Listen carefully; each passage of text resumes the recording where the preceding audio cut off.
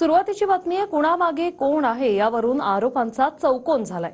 मनोज जरांगेंच्या सहकाऱ्यांनी केलेल्या आरोपांनंतर गृहमंत्री फडणवीसांनी नाव न घेता शरद पवार आणि राजेश टोपे यांच्याकडे बोट दाखवलं। यावर जर कॉल रेकॉर्ड सिद्ध झाले किंवा 1% दोष निघाला तर राजकारण सोडून देऊ असं आव्हान टोपेंनी दिलंय। नेमक्या आरोपांची सुरुवात कशी झाली पाहूया हा रिपोर्ट।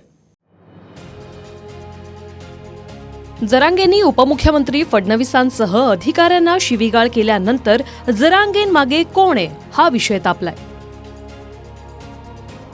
सत्ताधारी म्हणतात की शिवीगाळ असंसदीय शब्दांचा निषेध करतो। विरोधकही म्हणतात अशा शब्दांचं समर्थन होणार नाही। सरकार म्हणतंय जरांगेंमागे कोण याची SIT चौकशी करू। विरोधक म्हणतात निश्चित चौकशी करा, मात्र जरांगेंशी वाटाघाटी सरकारच करत होतं, त्याचं काय झालं याचंही उत्तर द्या। सरकार म्हणतं गावात दगड कुठून आली याची चौकशी होणार। विरोधक म्हणतात चौकशी करा, मात्र आंदोलनाची सुरुवात पोलिसांच्या लाठीचार्जनं झाली त्यावरही बोला। आंतरवाली मध्ये ज्या दिवशी हल्ला झालता त्या दिवशी राजेश टोपे साहेब 2 वेळेस तिथं आलते का? आल्याच्या नंतर त्यांचे कार्यकर्ता स्वतः समर्थ कारखान्याचा डायरेक्टर आहे, त्यांच्या घरामध्ये मीटिंग काय घेतली होती तुम्ही म्हणजे त्याच्यात जरांगे पाटील नव्हते, पण टोपे साहेब आणि त्यांच्या सहकार्यांनी मीटिंग घेतली। त्या मीटिंग मध्ये काय झालं? तिथून बाहेर निघल्याच्या नंतर भाषण केलं। भाषण केल्याच्या नंतर 5 ते 6 मिनिटं किंवा 5-6 मिनिटांमध्ये दंगल झाली। दंगलीमध्ये दंगल व्हायच्या अगोदर त्यांचे कार्यकर्त्यांनी स्वतः मला येऊन सांगितलं की जरांगे पाटलांनी असा मेसेज दिलाय, तिथं डिपार्टमेंट आले आणि इथं जर काही समजा घटना घडण्याचा अंदाज दिसला तर तुम्ही सरळ सरळ दगडफेक करू शकता। आणि या सदनातले सगळे सदस्य अध्यक्ष महोदय शेवटच्या मिनिटात मांडतो। अध्यक्ष महोदय हे सगळं घडणार आहे हे मनोज जरांगे पाटील ते हातात कुठे शोधलं पाहिजे। अध्यक्ष महोदय तो कारखाना कोणाचा आहे? अध्यक्ष महोदय याची भूमिका काय? अध्यक्ष महोदय त्या ठिकाणी आलेली दगड कोणाच्या कारखान्यातून आले? अध्यक्ष महोदय त्याची माहिती काय? अध्यक्ष महोदय तुम्ही कोणावर हेतवारोप करण्यापेक्षा कुठून दगड आलेत, कुठून तलवारी आल्यात, कोण कधी जाऊन पुढे गेलेत, महाराष्ट्राने बघितलं ना वाटाघाटी, कोण समाजाचा हिरो व्हायसाठी निघालेत, हे काय लपून राहिलंय काय? सुरुवात इथून होत असते की अध्यक्ष महोदय शांततेनं चाललेल्या आंदोलनावर उपोषणावर जे कोणालाही माहिती नव्हतं महाराष्ट्रात, कारण मीडिया आम्हाला एवढी साथ देत नाही, कोणाला महाराष्ट्रात माहिती नव्हतं त्याच्यावर लाठीचार्ज झाला, गरीब महिलांना मुलांना मारहाण झाली। जरांगेंविरोधात पहिल्यांदा भुजबळ, त्यानंतर अजय बारसकर, त्यानंतर संगीता वानखेडे आणि बाबूराव वाळेकर उतरले। बारसकर हे नगर जिल्ह्यातले असून कीर्तन करतात। नगरच्या विखे पाटील कॉलेजमधून त्यांनी सिव्हिल इंजिनिअरिंगचा डिप्लोमा केलाय। 2014ला नगर लोकसभेतून बहुजन मुक्ती पार्टीकडून ते उमेदवार होते। यानंतर त्यांनी बच्चू कडूंच्या पक्षात प्रवेश केला। जरांगेंविरोधातल्या भूमिकेनंतर प्रहारनं त्याला पदावरून काढलंय। अनेक महिन्यांपासून जरांगेंच्या आंदोलनाशी जोडलेलो असल्याचं बारसकर सांगतायत। दुसऱ्या संगीता वानखेडे या स्वतःची ओळख समाजसेविका म्हणून सांगतात। आधी चाकणमध्ये राहायच्या, आता पिंपरी चिंचवडच्या चाकणमध्ये राहतात। धार्मिक तेढ निर्माण करणं, खंडणी, बदनामी करणं आणि हाताने मारहाण करणं असे गुन्हे आहेत। मराठा आंदोलनात सक्रिय असल्याचा त्यांचा दावा आहे। त्यांच्या नावे असलेल्या फेसबुकवरचे व्हिडिओ अनेकदा वादात आणि चर्चेतही राहिलेत। तिसरे बाबूराव वाळेकर हे मराठवाड्यातील आहेत। जरांगेंचे कधी काळचे सहकारी आणि कोपर्डी प्रकरणात दोषींवर हल्ला करणारे म्हणून चर्चेत ते आले होते। त्यांच्यावर आरोप आहे की ते राणेंचे कार्यकर्ते आहेत। त्यांच्या नावे फेसबुक प्रोफाईलवर राणेंसोबतचे अनेक फोटोही व्हायरल झाले आहेत। लाठीचार्जची घटना घडली त्या दिवशी फडणवीसांनी आंदोलकांवर आधी दगडफेकीचा आरोप केला, नंतर दिलगिरी व्यक्त करत आधी लाठीचार्जमुळेच परिस्थिती ओढावल्याचं म्हटलं। त्यानंतर काही महिन्यांनी सभागृहात बचावात्मक स्थितीत पोलिसांना लाठीचार्ज करावा लागल्याचं फडणवीस म्हणाले।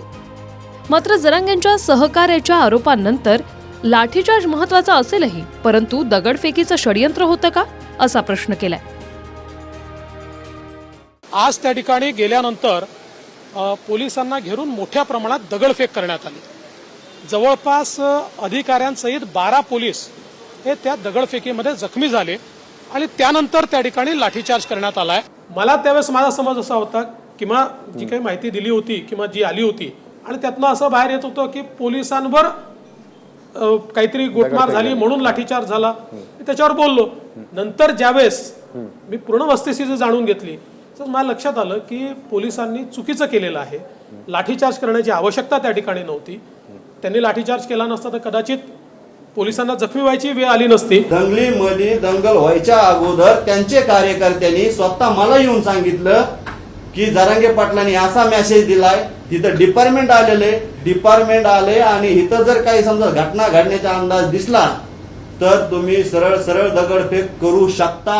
दगडफेक करणारे जर या ठिकाणी सांगत असतील की आम्हाला दगडफेक करायला कोणी सांगितलं, तुम्ही म्हणालात ना बाळासाहेब की पोलिसांच्या लाठीचार्जमुळे झालं नाही, लाठीचार्ज महत्वाचा आहेच त्याच्यामुळे झालंच असेल, पण का झाला लाठीचार्ज? आता हे षडयंत्र बाहेर येतं. इकडे बारसकर म्हणाले की आमचा दुसरा सहकारी वाळेकर गौप्यस्फोट करणार आहे. त्यांचे सहकारी वाळेकर म्हणतात की पोलीस आल्यानंतर जर काही अघटित घडलं तर दगडफेकीची सूचना आम्हाला होती.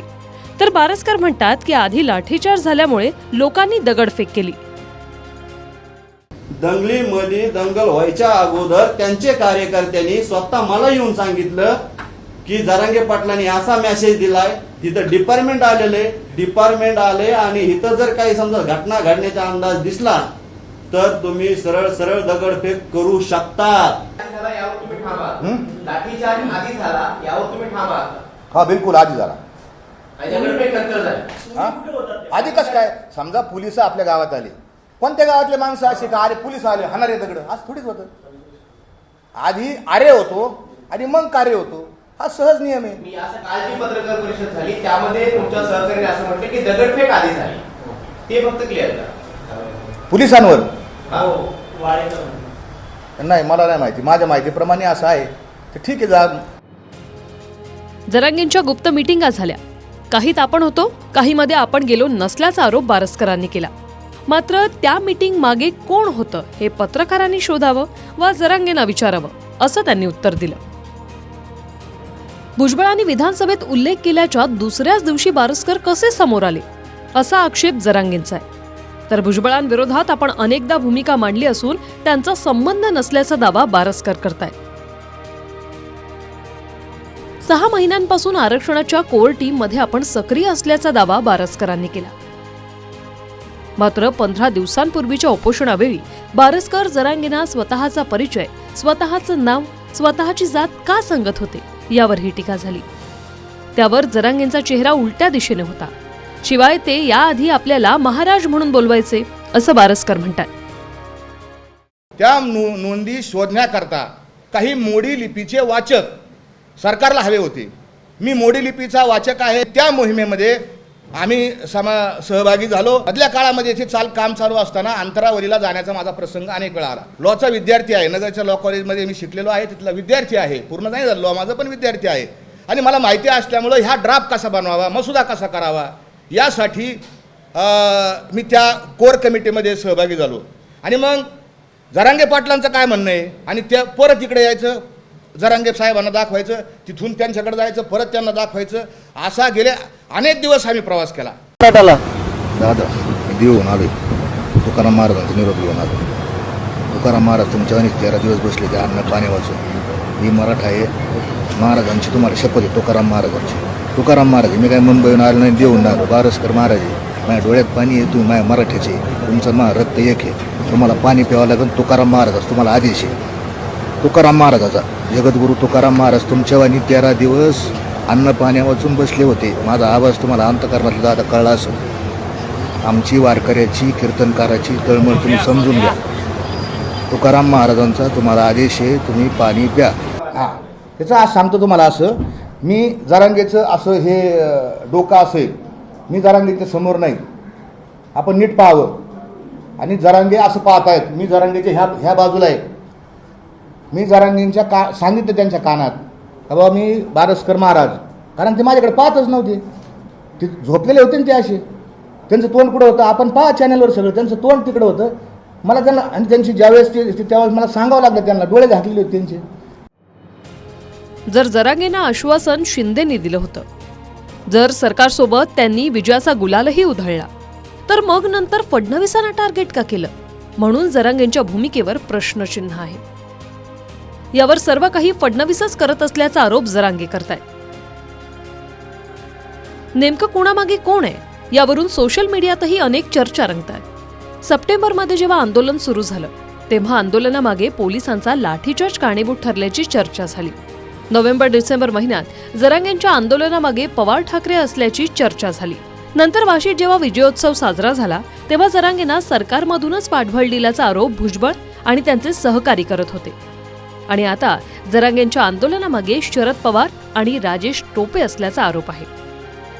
या आरोपांना शरद पवारांनी पोरकट आरोप म्हणत कॉल रेकॉर्ड सिद्ध झाल्यास वाटेल ते मान्य करेल असं आव्हान दिलंय. तर 1% दोष निघाला तर राजकारणातून संन्यास घेईल असं राजेश टोपेंनी म्हटलंय. जरांगेंचे समर्थक म्हणतात की त्यांच्या सहकाऱ्यांना सरकारनं फोडलंय. सरकार म्हणतंय की जरांगेंमागे विरोधकांचा हात आहे. Bureau report, TV9 Marathi.